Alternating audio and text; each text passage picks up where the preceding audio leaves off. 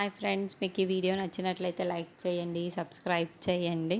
క్రిష్ వాళ్ళ బామ్మని పరిగెత్తిస్తూ ఉంటాడు. నువ్వు ఆగవే, నువ్వు ఆగు, ఎక్కడికి వెళ్ళిపోతున్నావు అని చెప్పి అంటూ ఉంటాడు. ఇంతలో వాళ్ళ బామ్మ వచ్చి సత్య వెనకాల దాక్కొని ఉంటుంది. అక్కడున్న సత్య అయితే అసలు ఏం జరిగింది అని చెప్పేసి అడుగుతూ ఉంటుంది.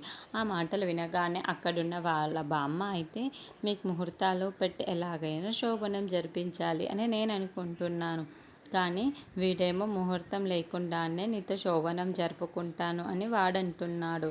నువ్వే ఏదో ఒకటి చెప్పమ్మా అని చెప్పేసి అంటూ ఉంటుంది. ఆ మాటలు వినగానే అక్కడున్న సత్య అయితే, అతను ఎలాగో మాట వినరు, మీరైనా వినాలి కదా అని చెప్పేసి అంటూ ఉంటుంది.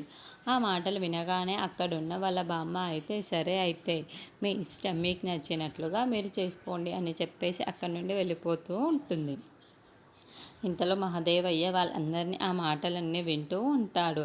అక్కడున్న సత్యాన్ని చూసి క్రిష్ అయితే, చూసావా, బామ్మ కూడా ఇంకా ఒప్పుకుంది, మన శోభనం ఇంకా షురు కావాల్సిందే, ఇక మన శోభనం జరగాల్సిందే అని చెప్పేసి అంటూ ఉంటాడు. ఆ మాటలు వినగానే అక్కడున్న సత్య అయితే చాలా సిగ్గుపడిపోతూ క్రిష్ను చూస్తూ ఉండిపోతుంది.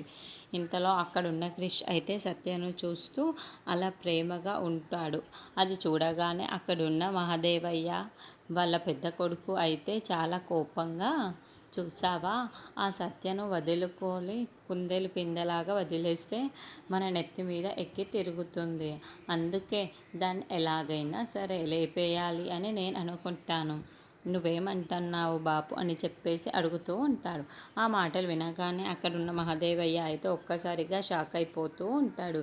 ఏంట్రా, నువ్వేం మాట్లాడుతున్నావురా అని చెప్పేసి అడుగుతూ ఉంటాడు. ఆ మాటలకి అక్కడున్న వాళ్ళ పెద్ద కొడుకు అయితే, అవును బాపు, నేను ఆ సత్యాన్ని లేపేద్దాం అనుకుంటున్నాను,